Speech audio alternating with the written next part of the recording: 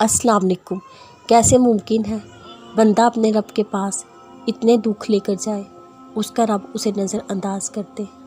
کیسے ممکن ہے اس کا بندہ اتنے کھٹر لمحات سے گزرا ہو، اس کا رب اسے منزل تک نہ پہنچائے؟ بھلا کیسے ممکن ہو سکتا ہے اس کا بندہ کوئی فریاد لے کر جائے، آنسو بہائے تو رب اس کی فریاد کو پورا نہ کرے؟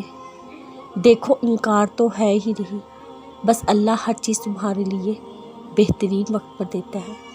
تمہیں تو بس انتظار کرنا ہے اس وقت کا، ہار تھوڑی ماننی۔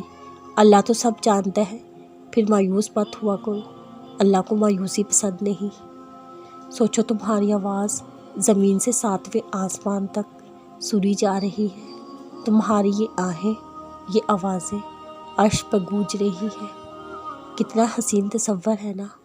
بس اسی طرح مانگتے رہو، ہمت مت ہارنا۔